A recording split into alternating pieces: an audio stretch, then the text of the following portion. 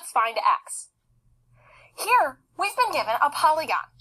So let's start by figuring out what kind of polygon this is. To do this, we need to count the sides.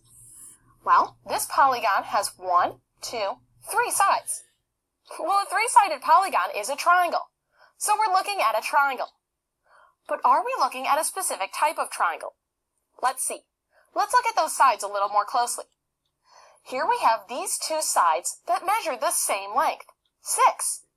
But this third side does not measure the same length. It's 4. If you have a triangle where two of the sides have the same length, but the third does not, you have an isosceles triangle. So here, we actually have an isosceles triangle. Now let's take a moment and look at the definition of an isosceles triangle.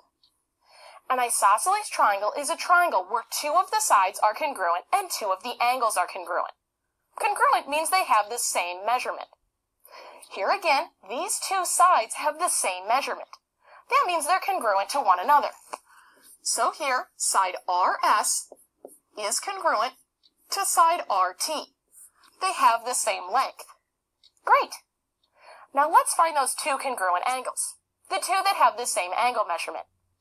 To do this, look at the non-congruent side, the one that has a different length, 4.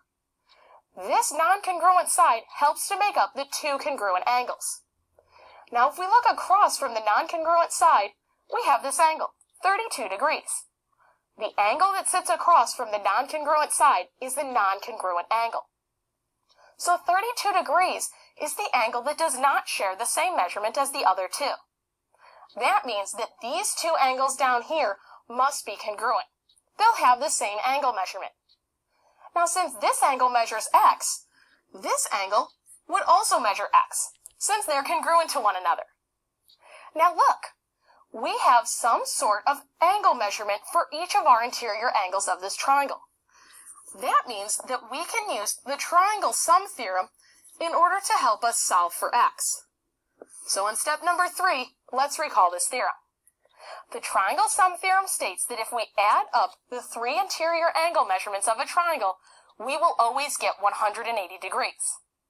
So here we can set up an equation using this theorem. If we take each of these angle measurements and add them together, we can set them equal to 180 degrees. So we'll take this angle measurement of x, plus this angle measurement of x, plus this angle measurement of 32 degrees. And according to the triangle sum theorem, we set them equal to 180 degrees. Now we have this equation with the variable x in it. We can take this equation and solve it for x. So in step number 4, let's do just that. To do that, we combine like terms, taking x plus x. We get 2x. So we have 2x plus 32 degrees is equal to 180 degrees. Now to solve for x, we need to first move 32 degrees to the other side. So we subtracted from both sides. When we do, we're left with 2x on the left, and 180 minus 32 is 148 degrees. Now to get x completely by itself, we divide both sides by 2.